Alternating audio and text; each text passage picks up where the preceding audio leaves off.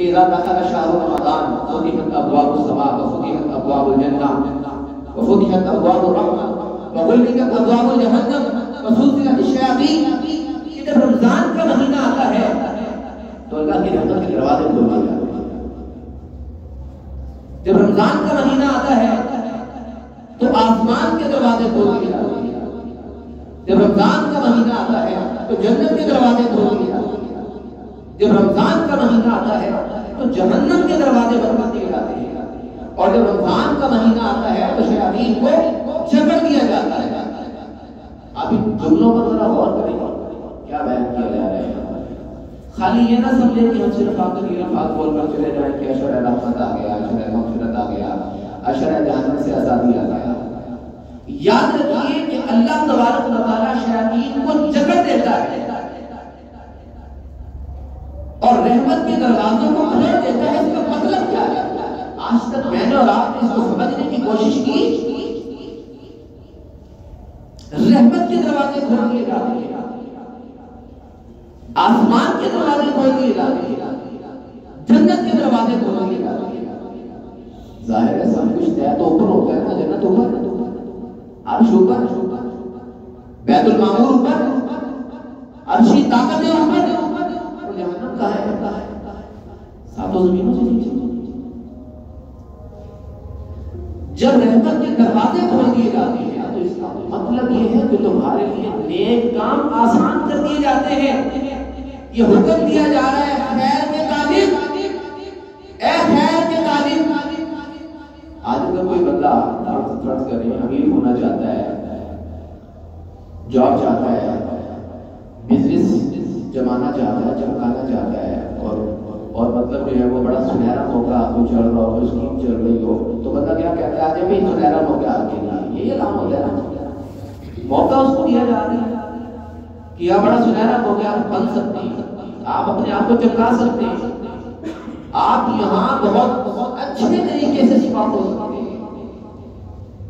رمضان شریف کا جب مہینہ آتا ہے, رحمتوں کی چھما جب بارش ہوتی ہے, سائنٹیفک طور پر اس کو سمجھنے کی کوشش کریں. رحمت کے دروازے کھل جاتے ہیں, رحمت کی بارش ہوتی ہے, شر مغلوب ہو جاتا ہے, شر کی طاقتیں کمزور پڑ جاتی ہیں. تو جو بندہ اللہ تبارک و تعالیٰ کی رحمتیں چاہتا ہے, اپنے روحانی سسٹم کو اسٹرانگ کرنا چاہتا ہے, جنت میں داخلہ چاہتا ہے, تو اس کے لیے اللہ تبارک و تعالیٰ نے ساری راہیں آسان کی.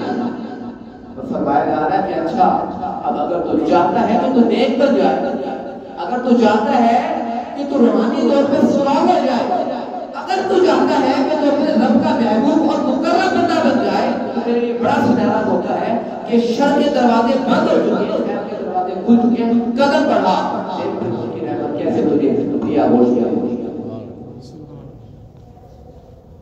ایک مرتبہ پھر تمام تر دنیاوی خیالات کو اتار کر باہر پھینکا. اس بات کو سنہری موقع ہے اس ماہ مقدس کے اندر روحانی طور پر اسٹرانگ ہونے کا, ایمانی طور پر اسٹرانگ ہونے کا, اپنی ایمان کو مضبوط کرنے کا, اسٹرانگ کرنے کا, طاقتیں پیدا کرنے کا اہم ترین موقع اللہ تبارک و تعالیٰ نے عطا کیا ہے. دروازے کھلے.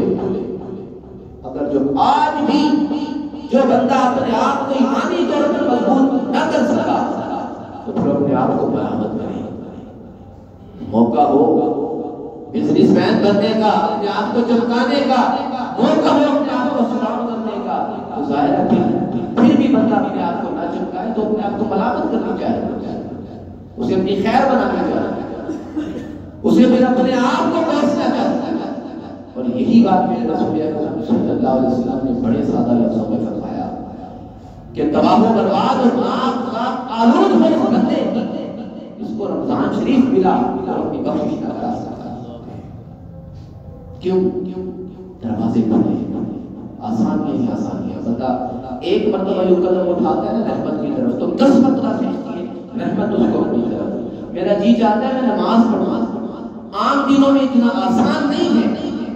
1 کروڑ طاقتیں اس کے قدم کو روکنے کے لیے سامنے کھڑی ہونے کے لیے, تو نماز نہیں پڑھ سکتا. آواز آتی ہے اللہ اکبر اللہ اکبر اللہ اکبر اللہ اکبر اشہد اللہ، اشہد ان لا الہ الا اللہ، اشہد ان محمد رسول اللہ، اشہد ان محمد رسول اللہ، دلوں کے اندر گلدستے سجانے کے بعد اس کے بعد آواز آتی ہے 4 مرتبہ آ جاؤ آ جاؤ آ جاؤ آ جاؤ، کامیابی اور نماز کی طرف۔ عام دنوں میں اگر آپ قدم اٹھانے کی کوشش کرتے ہیں تو 1 کروڑ کا قدم نہیں اٹھا سکتے نماز کے راہ، لیکن جب رمضان کے مہینے میں آپ تھوڑا سا ارادہ کرتے ہیں تو اللہ کی رحمت آپ کو کھینچ لیتی ہے، آ جا میری پاک بارگاہ میں میرے قریب ہو جاؤ۔